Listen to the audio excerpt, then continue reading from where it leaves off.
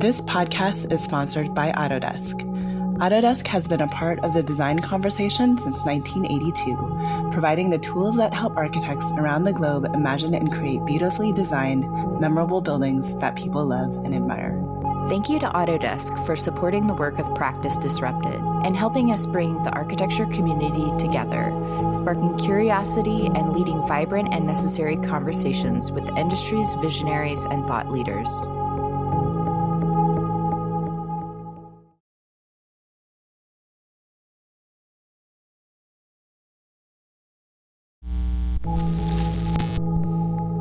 I'm Evelyn Lee. And I'm Janine Chastain. We're collaborating on curated conversations to explore how the industry of architecture is changing. Together, we'll find ways to create new solutions to current challenges while elevating the value of architects. Welcome to Practice Disrupted.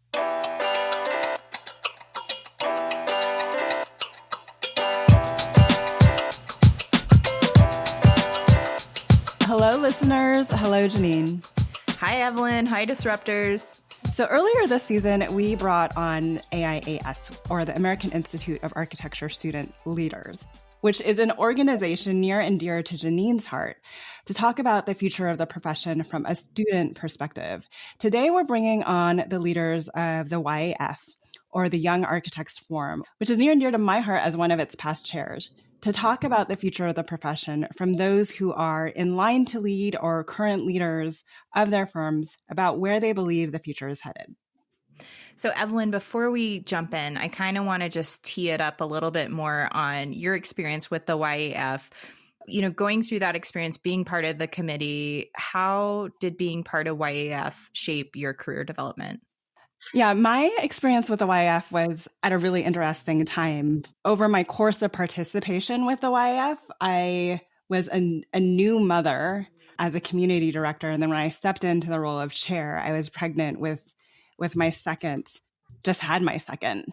So for me, there was a lot of personal career transitions. But what was great about the YF and the community was how big of a communal effort it was for all of us to come together and get behind the work, and how incredibly supportive this group is. And I, no disregard to the NAC, who I was also a committee chair of, but I just think that where these individuals are in their career are really, really interesting. And we form a bond over kind of the ambiguity of the future and how do we shape that future together going forward. And that's what makes me kind of so excited about talking with this group and continuing to stay engaged with this group, because I think they are always looking at what's next in the most intentional way possible because of where they are in their careers and where they have to grow out of it. But for me, the YF provided a sense and a place that allowed for tremendous growth in a very supportive community that was open to new ideas in a way that, frankly, practice didn't allow me to explore within the rigidity of having to get buildings built and having to move projects forward. Well said. Yeah, I feel like I've been working with YAF leaders all the way back to my days in AIS, and it's an amazing group, very close-knit, and I'm always amazed by how energetic they are about thinking about the future of practice. So I know today's conversation is going to be really inspiring. So without further ado, let's jump into a round of introductions. Evelyn, I'll let you kick it off. Let's go with Jessica as the immediate past chair, and we'll work our way from there. Awesome. Well, thanks, Evelyn. I'm excited to be here and talk with all of you guys. I'm Jessica O'Donnell. I am the 2023 past chair of the Young Architects Forum. They keep us past chairs around for one extra year for continuity and just for some mentorship back on the advisory committee. And I am from New Jersey. I work at a firm called Thriven Design, and I'm super excited to talk about Summit 30, Mission 2130 for the next hour or so. Okay, and the current chair, Matt Toddy. Yeah, thanks, Evelyn. Likewise, very excited to be here and get to share a little bit about what we're doing. It's a really exciting time with the app right now. So my name is Matt Toddy. Evelyn mentioned I get to serve as the 2023 chair of that committee and help provide some leadership to the group. and I am based in Columbus, Ohio, and I'm a partner at Astra Studios, which is a social impact-based design firm. So looking forward to this conversation. And the fact that your firm, one, doesn't have a name in it, and two, you led with social impact design, I think is very telling of where future practitioners want to head with their firms. So thank you for that. And the vice chair, all the way out to Hawaii, I'd like to note that we are covering all time zones here on this call. Jason Takeuchi. That's right. I'm in Hawaii. Hey everyone, I'm Jason Takeuchi. I'm a fourth generation Japanese American born and raised in Honolulu, Hawaii. And I guess, Evelyn, a lot of people don't know this, but my last name is actually two words. So take and uchi. So take is bamboo and uchi is house. So I think I was made for this profession. I received my Doctor of Architecture degree from the University of Hawaii. I did a practicum at Sasaki in Boston. And then now I work at Ferraro Choi in Honolulu, where I've been for the past 10 years.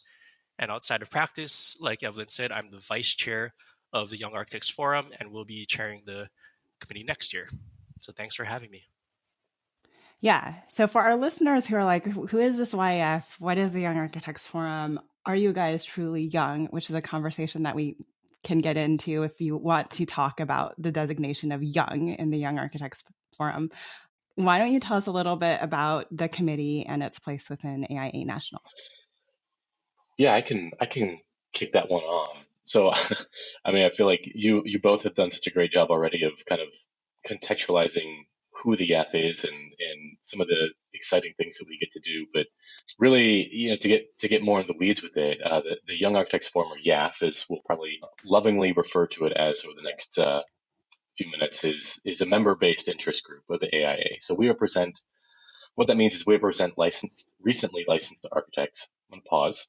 What that means is that we represent recently licensed architects from the first year of licensure up until the 10th year of licensure. So the term young can be a bit of a misnomer. It really has nothing to do with age and everything to do with the point at which you become licensed as an architect. So we estimate that today, architects in this demographic are somewhere in the 20 to 30,000 member range of AI's total membership of about 96,000. So roughly 1/3. Our committee is made up of young architect representatives from every state, including DC, Puerto Rico, and the international region. And then we also have an advisory committee comprised of the three of us chairs and 5 directors who get to provide some leadership for the group and various work groups that each director leads. So as a national committee, we're one of about 60 such national committees within the Institute. And really what we're here to talk about today is, the fun stuff, which is every 5 years, the YAF convenes to hold a summit and kind of create a strategic initiative that kind of governs the work or provides a North Star for the work that we're doing for the next 5 years. So that is what happened last year with Summit 30, also known as Mission 2130, and we're excited to share a bit more about what that looked like. And what I really love about how the summit evolved is the previous iteration is actually the Practice Innovation Lab, which we've referred to. So again, I think it's reflective of the committee's ability to take something and make it their own and decide what is kind of needed going forward. And they're very open to creating from scratch and even new as necessary as the industry and profession continues to evolve. So I don't know, Jessica, if you want to jump into talking about Mission 2130 and starting with the code Reg-RETs. Sure, absolutely. So when figuring out what we wanted to do for the 30th anniversary celebration of the YAF, we took a quick look at what had happened at the past. And Evelyn, you just alluded to the Practice Innovation Lab, which was an amazing event that really kind of helped set the YAF apart in more ways than one. It was very practice-based, as everyone is aware, very business-focused. And we took a different approach, very intentionally, and we wanted to look outside of architecture. And we wanted to have a larger conversation beyond the design profession. So we started thinking about what could the world be 100 years from now, i.e. Mission 2130? What does the world look like 100 years from now? I don't think anyone really knows. Who do we talk to about this? We had a wonderful steering committee that we could bounce ideas off of. And we broke it up into 3 separate buckets for the entire event. The first bucket was what you referred to as Code Red Charrettes. And that was one giant virtual brainstorming event where we had people sign up to do a SWOT analysis, SWOT, to identify the strengths, opportunities, weaknesses, and threats to 3 different buckets. The bucket of the built environment and architecture, the bucket of the planet, and the bucket of society. And each of these groups met online. They had never met before, and they just tossed out ideas of what could be great about the future, what could be terrible about the future. And we got a wonderfully large amount of data from that Code Red charrette. So that was part 1. Part 2, the steering committee took all of that data and we used a Power BI program to help synthesize it. And from there, we extracted some common themes. And we realized the best next step would be to have our in-person portion of Mission 2130 and bring in different groups of people to strategize, okay, what do we do next? So this big 100 years in the future thought is very hard for a lot of people, including myself, to grasp with. And how do we make that tangible? That was our biggest challenge. So from Code Red Charrettes, we landed on Mission 2130, which was 8 groups of about 8 people, so about 55 people total. Showed up in Pittsburgh last August in 2022, and they planned out what the next challenge would be after the 2030 commitment ends. The really interesting thing was we tried to leverage things that we had learned about through the Young Architects Forum or through our own personal careers and bring that into the fold. So there was homework before people arrived in Pittsburgh. There were video tutorials, there was reading, there were articles, things to catch people up to speed. And each of the crews worked with an AI consultant. So there was an image generated because the future is unknown. No one knows how an AI platform is going to spit out once you put the data in. So through a series of inputs of data, images out, new data in, more images out, each crew got a very unique picture of their vision of the future. Then while they were in Pittsburgh, each crew developed a specific challenge to make sure that that AI image either happened or was not where we wanted to be, how we could avoid it, because not all the pictures were positive. And that was one of the coolest takeaways from that. So from that, we had 8 crews, 8 pitches. Each pitch had a very tangible challenge goal, measurable successes, and actions that we as individuals, we as the AIA, we just as society could take on starting tomorrow to help make the world a better place for everyone who lives here. Obviously now interested to know what some of that visualization looked like. And I'm also interested to know, some of the big takeaways from this program. I know it's always really challenging to visualize something just through audio, but we used an AI consultant. I'm not sure if we can name him, but he is an AIA member and he does AI consulting kind of on the side as a hobby, and he's really good at it. So he generates really provocative images of buildingscapes, landscapes, peoplescapes, and he punches in code words that the groups thought were the most relevant to their particular focus of their team.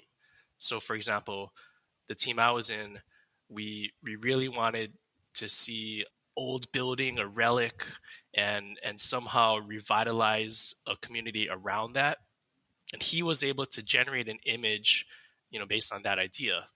And it takes dozens and dozens, maybe hundreds of images to sift through, to generate, to actually come up with what we think the future is going to look like and say, that's the one.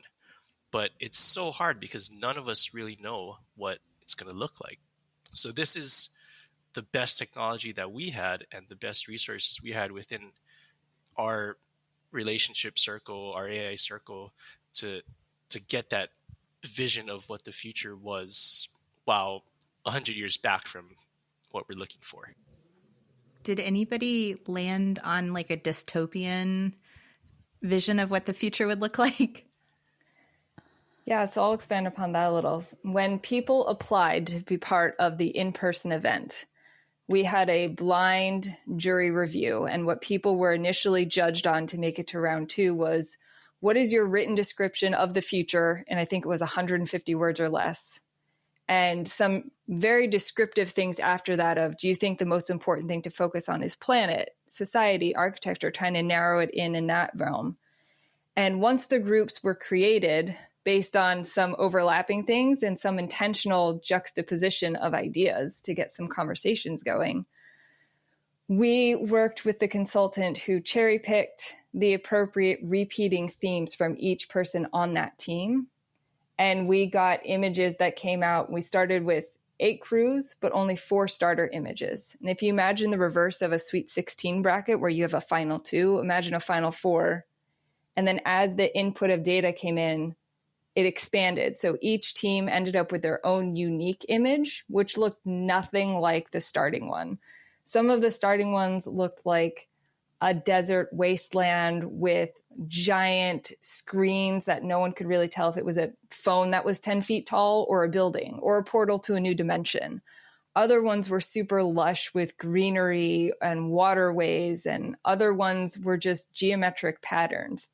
To Jason's point, the amount of images that the consultant went through, for every data input, there were probably 200 or 300 images that we sifted through as a steering committee and picked, this seems like it is most representative of what that group was trying to achieve. Sometimes we got it right. Other times we didn't get it right, and teams had to adjust accordingly, which I thought was a very interesting dynamic of, you have no idea what the future is going to be. You could expect one thing and get something completely different. And how do we adjust and proactively adapt to that? It seems like a really cool exercise that you guys went through. I mean, it reminds me of like that experience in studio where you get, the design problem and then you have an opportunity to respond to it. So tell us about some of the takeaways, the biggest takeaways from this event.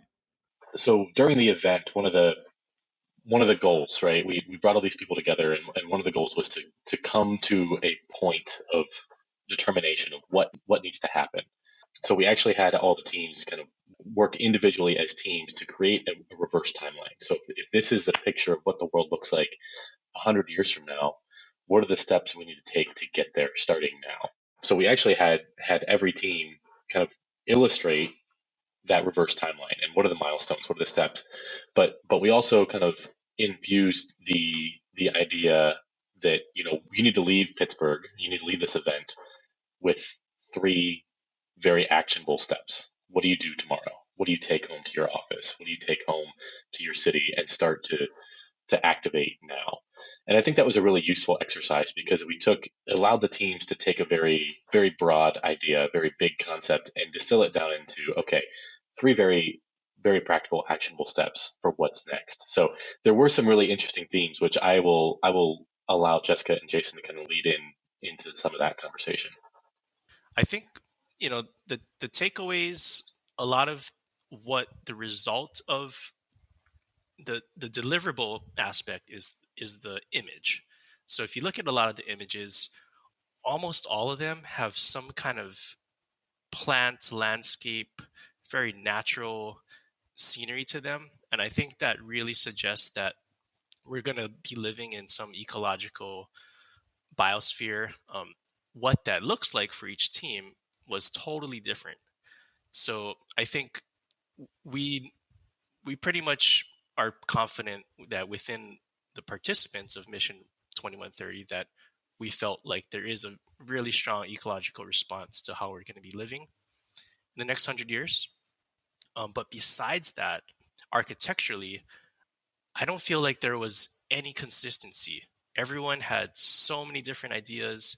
And I actually think that it relates more to people's aspirations about social responsibility and education of architecture rather than making things look good and having the highest quality design. It's more about the fundamental principles behind what you're making, the intention behind the architecture. So I think that's actually really exciting in a way. And I'm looking forward to hearing what Jess thought. I feel like you said it perfectly. If I had to list one takeaway, which is very hard, but if I had to list one, I was just so impressed with everyone who showed up, committed to this process, and really thought about the bigger picture. No one thought about me, myself, and I while they were there. Everyone thought about how can we do something better for literally the entire world. And I think that just is a perfect snapshot of what kind of the current generation of leaders thinks and how we approach problems. It's, yes, it would be great if it helps me as an individual, but that's not why I'm in it. I'm in it to help the person sitting next to me and the person coming behind me. And I think that was probably the coolest takeaway for me personally. So you mentioned at the top of the call that, it was at its heart a strategic planning initiative for the next 5 years. It's an event that happens every 5 years. So then what becomes the tangible takeaways in terms of the mission and vision of the Young Architects Forum going forward out of Mission 2130? It's a fantastic question and made me think a couple minutes ago, I was talking about this was broken up into 3 parts. I totally forgot part number 3. You did. So part number 3 is after the in-person event, we gave an update to the full YAF committee and we synthesized the data for another round and we compared it to the AIA strategic plan. We compared it to the Young Architects Forum mission, our vision, and our value statements. And we created a graphic that showed the overlap. And in those overlaps, we identified 3 buckets that really captured the essence of each of the crew pitches, but also provided direction forward for the next 5 years for the Young Architects Forum. So Matt, do you want to just chime in on how we ended up phrasing that? Yeah, this is probably my favorite part because it obviously has the most impact in how we play together every day. Those 3 kind of overlap. If you picture a Venn diagram that has 3 components, where we sort of landed as we distilled all this information was there were 3 really critical themes, and one was advocacy. Very broadly, we have defined that as advocate for change, right? So it's general and specific at the same time. What that looks like for us now is, having conversations about what does advocacy mean to you? Is it politics? Is it equity-based conversation? What is change?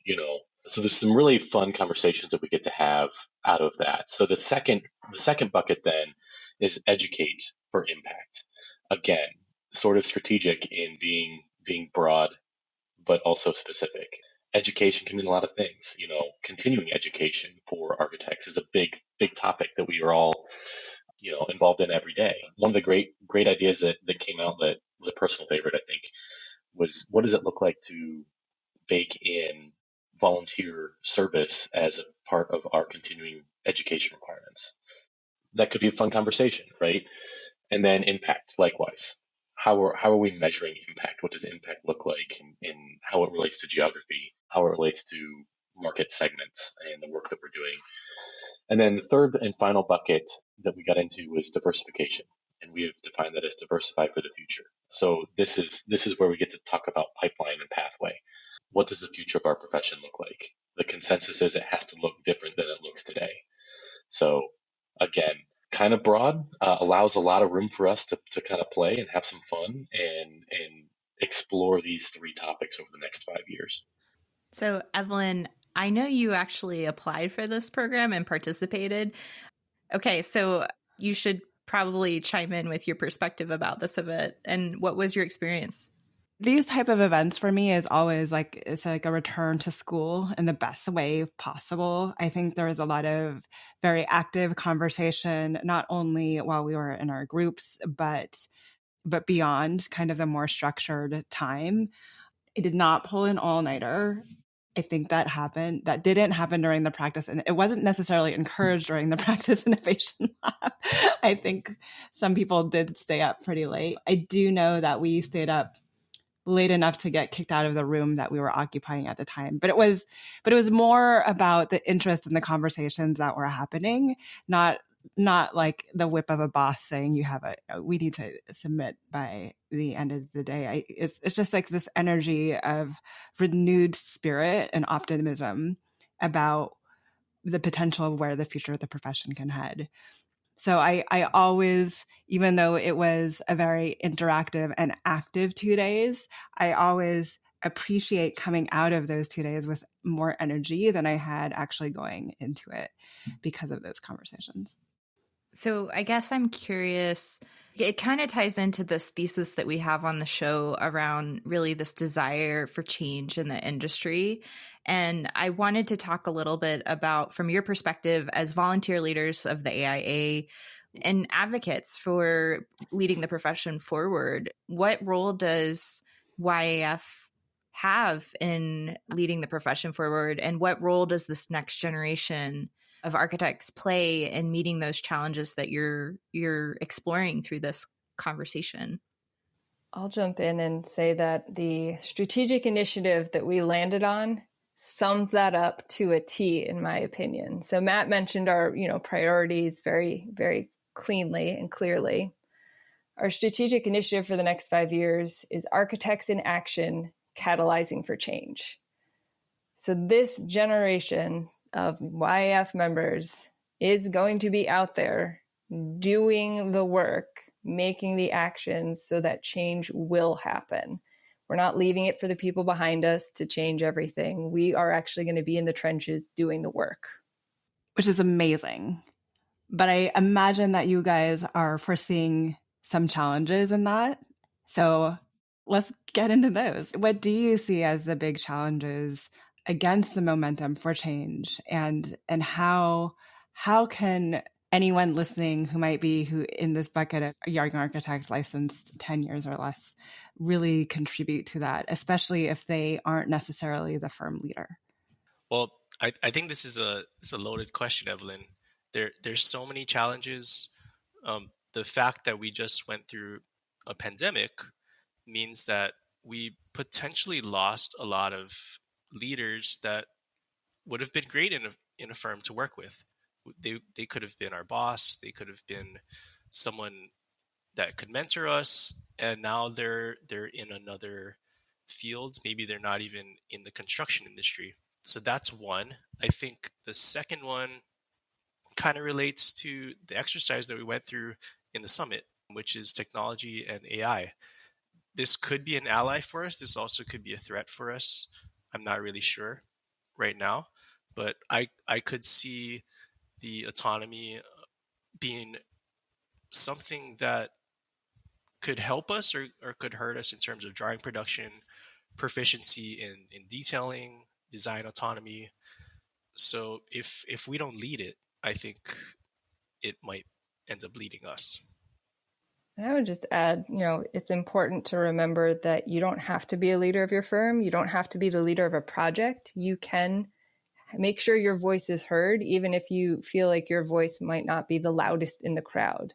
Any voice speaking up is meaningful. So don't be afraid to take part in these types of initiatives, even if you're not, if you don't think you're part of firm leadership, if you don't think you're a leader in the traditional sense of the word. And not to disclude, Matt, so to bring you back in here, what is the responsibility placed on firm leaders going forward? Yeah, thanks, Evelyn. I think that's a critical question. And I mean, I hope it's just flexibility, right? And being open to new ideas. I think there's a large segment of our industry that loves to do it the way it's been done. I think where we need to be as firm leaders, where firm leaders need to get to, is this idea that things move so fast that by the time you have it figured out, you're out of touch. It's not relevant anymore, right?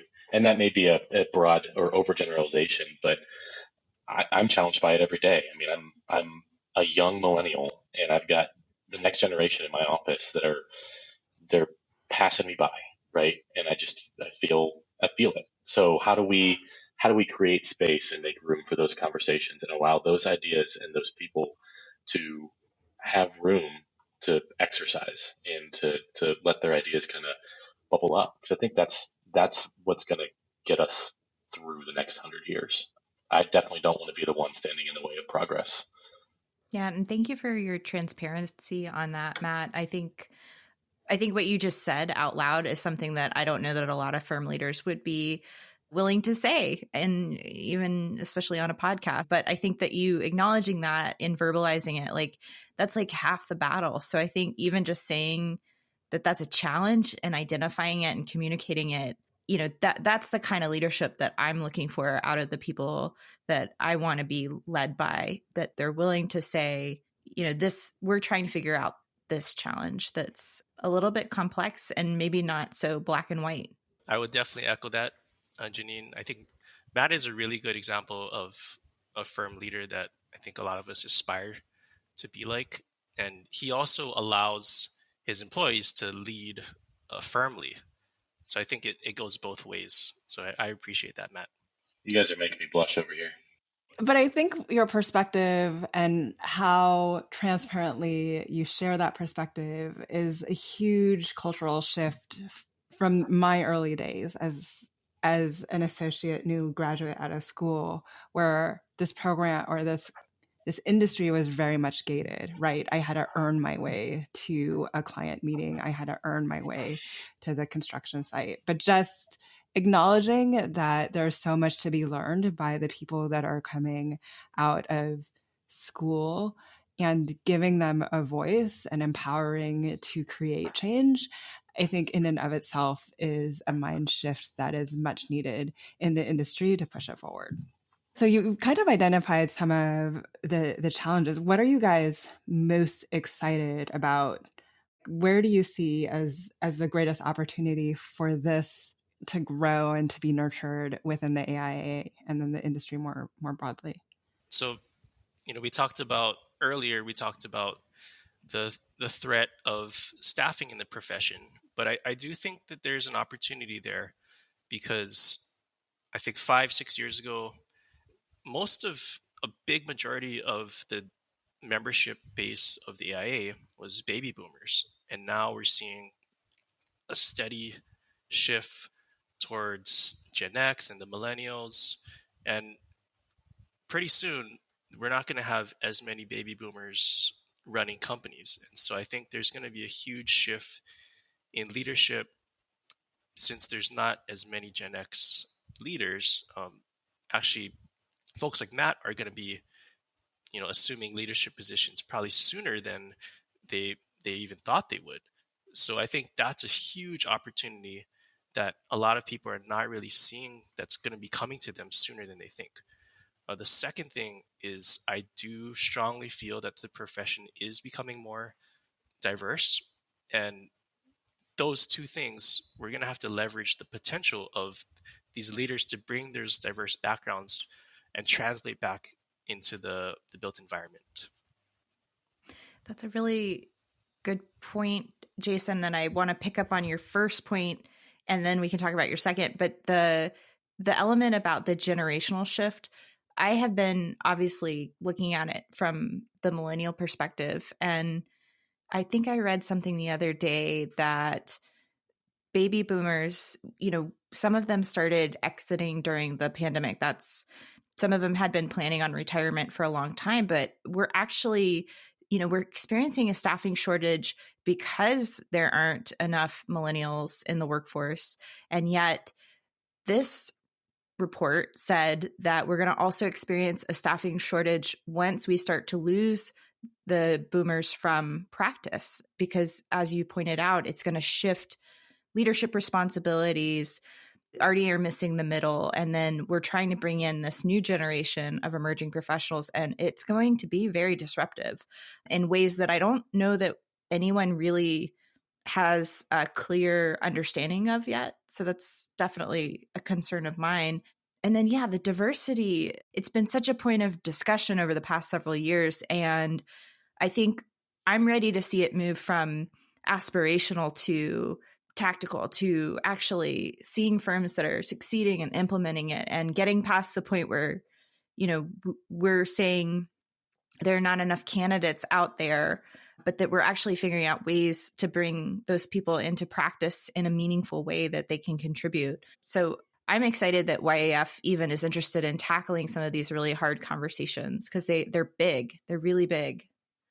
Yeah, they're huge. And I know that my voice may not necessarily reflect the committee's opinions, but these are things that I strongly feel, and I hope to bring that individual perspective to my leadership of the committee next year. So going back to kind of the YF and the work of the YF, what does that mean tactfully in terms of like what type of programming are you guys looking at? How do we support this next generation? How do we develop leaders in an aspirational way? How are you encouraging the impactful change now? How is YF kind of scaffolding all of that up the next few years? I would just start with, as our committee's growing, so we just went from we went from the regional AI model and adopted the single state model. As Matt pointed out in the beginning, we have 53 reps. Making sure that our committee is a safe space where people feel comfortable having these tough conversations, and then opening up these conversations so that it's not just the 53 of us. We want to make sure people feel like they belong. They can come join us. They don't have to, it's not an us versus them. You don't have to be part of the committee to be part of the movement, so to speak. And making sure that people really feel like if they're looking for their people, we are their people. We want to be their comfort place, their safe space where they can come and talk about this stuff and figure out how do we move forward? Because not one person has the exact specific answer that will solve everything. I'd like to add on to that, I think a really important part of where the YAF is now is, I think in large part due to your legacy, Evelyn, is we're a group of disruptors. We've sort of taken that mantle on, and it's my hope that we can continue to kind of be the people, be the part of the institute, the AIA, that is disruptive and continues to challenge the status quo. As Jess mentioned, we've got a committee of 53, which is the largest our committee's ever been. We've essentially doubled over the last 2 years to that number. Our capacity has never been as high. The vision has never been as grand as it is right now. So we've got a lot of really bold ideas that are percolating, and we're pressing some buttons and challenging some things that I think need to be challenged, both within the profession and within the institute. So I'm really excited to see how these three kind of priority buckets roll out over the course of this year and then into next, in terms of how we contextualize the work we're doing and how we identify the areas that need to be disrupted. So I'm going to keep you on the hot seat for a little while longer because, Matt, you're the current chair and first quarter of the year has flown by already. What is the imprint that you would like to leave on the committee this year? And then, Jason, the follow-up question to you would be like, where do you take that and run with it in 2024? Yeah, I think in terms of where we go, I think in very general terms, I would like for the committee to be further down the road of understanding what it means to be an advocate, what it means to educate others about what we do, and how to have these conversations based in very equitable terms, right? Working towards a better, more diverse future for our profession. And I think we're well on our way. I'm really excited about the stuff that's happening with the committee.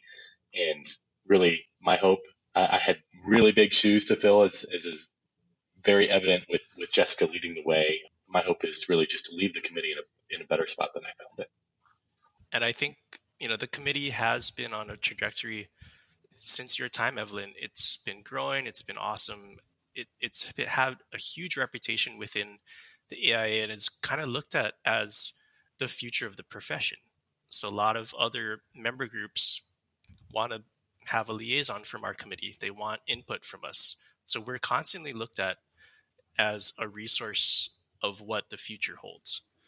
But in terms of following Matt's time as chair, there's a couple of things that I'm looking forward to doing. The first one is my hope for greater diversity. So this past year was the first time where we really had full representation from each state, the three other areas that we mentioned. And we never really had a direct path to solicit leaders. They always have to be elected to us. So this is the first time that we're getting people that we've never met before, people that are doing amazing things. And not only do we have them working on our committees, but when they fall off, we now have a better avenue to ask, or at least encourage them to choose someone that's not represented on our committee to take their place. So I think with that encouragement is going to lead to hopefully greater diversity in our committee.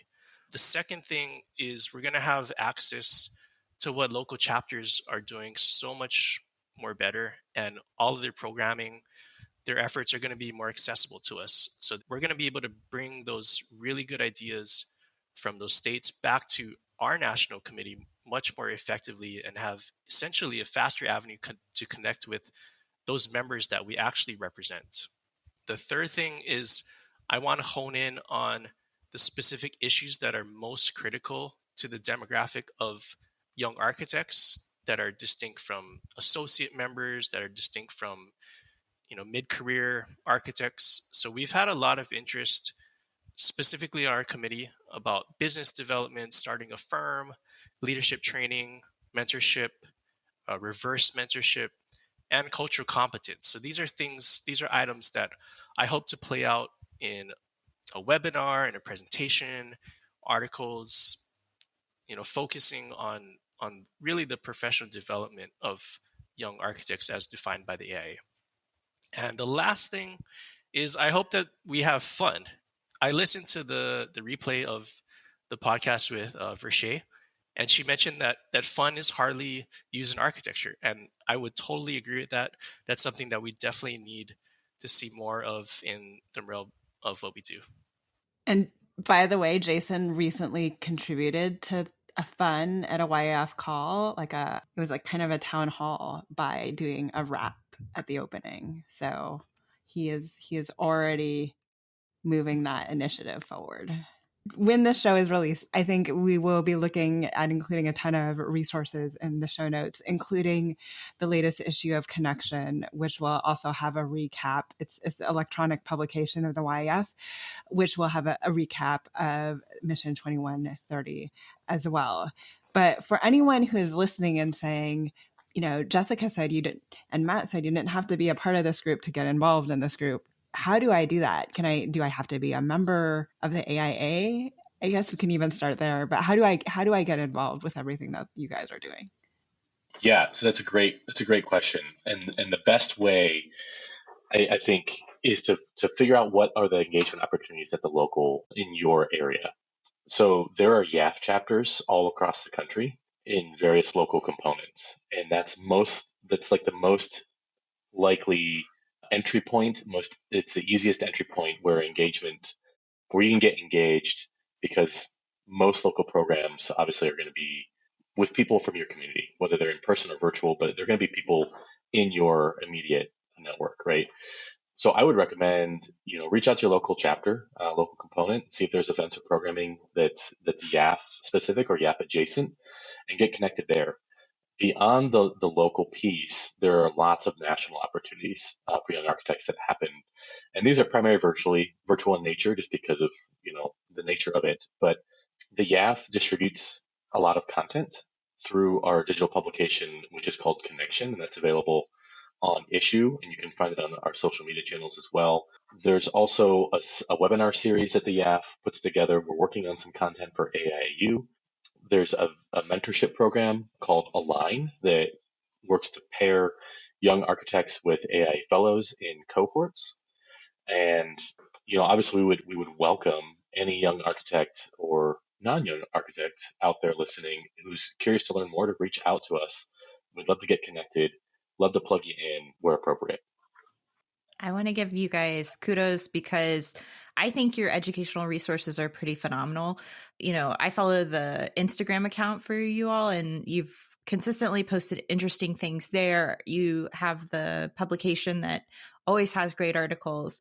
And yeah, I think the mentorship piece and, going back to another YAF friend, Ryan McEnroe, you have generated some really amazing programs like the Christopher Kelly Leadership Development Program, which is really about mentorship and leadership. And then, of course, Nexus. So to anyone who's listening from the YAF volunteer group, I just want to say thank you guys for your work. You are making a huge impact across the organization. I think this has been an amazing conversation. Are there any last closing thoughts that each of you would kind of like to run through to close out this episode? This has been fantastic. I could talk about this all day. It's a lot of fun. But I would say, in the spirit of Mission 2130 and where the YAF has been and where we're going, I just challenge you to think about how much time do you have in the profession. For me, it's, I'm looking at 2050 is probably my exit ramp. I got 30 years to sort of do what I'm going to do and leave my mark, right? So think about what that looks like. Is it next year? Is it in 30 years? Is it in, I don't know, God knows, 40 years, right? What do you want the profession to look like at that point, and what can you do tomorrow to start on that journey? So that's my challenge. Evelyn, you mentioned that the last webinar you're in, I remember you saying, is he going to do a outro rap? Yes. So I wrote something super quickly, but I just want to tell you all that you are all incredible, saving the earth from chemicals.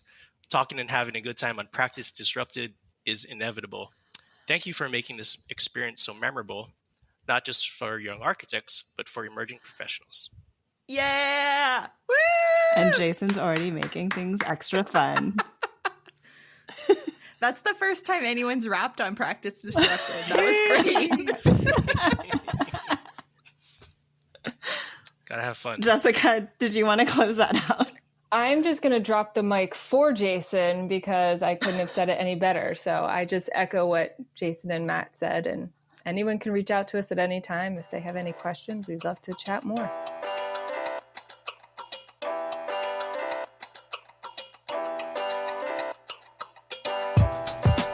Hi, Disruptors!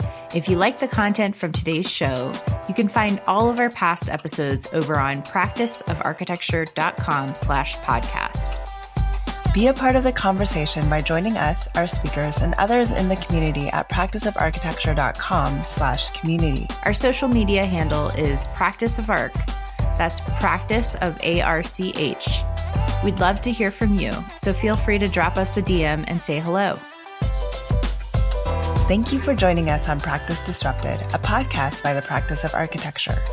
Tune in next week for a new conversation on change in the profession.